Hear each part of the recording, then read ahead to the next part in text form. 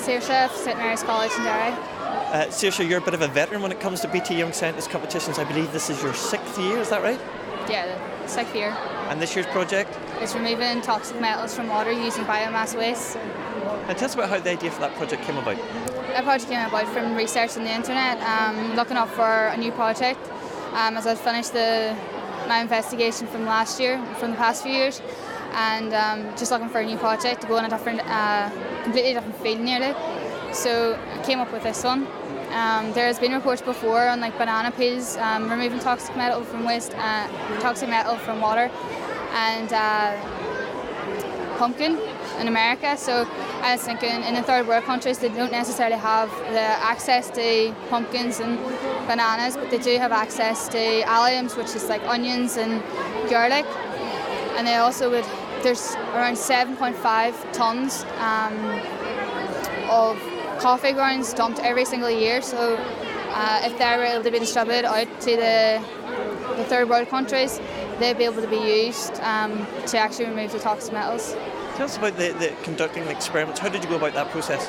Going about that process was I had prepared the alliums and dried them out until they were dry, and the same with I filtered out the coffee, and it was the coffee grounds left over that I used. Once I'd done that, I made up the toxic levels of each of the waters, which was like aluminium, lead, iron, potassium, calcium, and then had 150 mils of that, and with 1 gram of the coriander or the coffee grounds, and then I left it for 30 minutes because through research and preliminary results, that was the best, and then used the conductivity before and after. And in terms of your findings, what did you find out exactly? I found out that it all, percentage-wise, actually reduced the quantity of the toxic metals in the water, but coffee was the best, so overall it had taken out around 70% on average. And then how does this then relate to people in the real world? How can it help them and assist them in some way? Help them? Well, this is mainly for like third world countries like in China and in India, where they're more industrialised, so there's more pollution going into the water. So these metal ions are present. They're drinking this water and it's becoming dangerous for their health, like they're having adverse health effects. This means like kidney damage and stuff.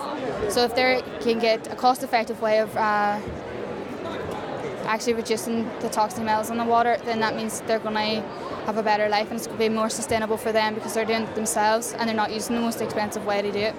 I believe the judging panel have been round twice with yourself. Tell us about that process. How were the nerves? How did it go? Oh, it was nervous, but it went good. They seemed interested and they understood, and I was able to explain how I went about it and got the results and stuff, and they seemed very interested in it. The fact that you've been back 6 years speaks volumes, keeps drawing you back. What advice or what would you offer to other people who are possibly thinking about coming to the exhibition and presenting a project? It's definitely an amazing opportunity. You make great friends. Speaking to the judges themselves, like starting off myself as being a very shy person, I've been able to create better communication skills. I don't mind talking to people as much anymore. So it's if you're thinking about it, definitely go for it.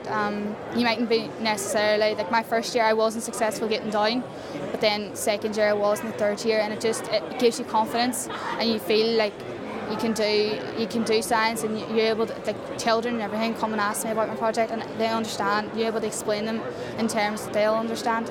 It's just a great feeling. Lastly, STEM seems to be something that you're passionate about. The fact that you've been here so many times. I noticed you've got a STEM ambassador badge. Tell us a bit about that. Well, last year, at the end of last year, I'd applied to be head girl in my school, and I ended up getting the position of STEM ambassador. So, like when the school does any STEM events, like they done the Sea Getworth conference back in October, I was helping with that and participated in that and helped the third years that were coming in and brought them about and helped them out in anything that they were stuck on, or if there was any other event in the school, I would help out. Well, it seems like you're doing a wonderful job as a STEM ambassador, and we wish you all the best for this year's competition. Good luck. Thank you.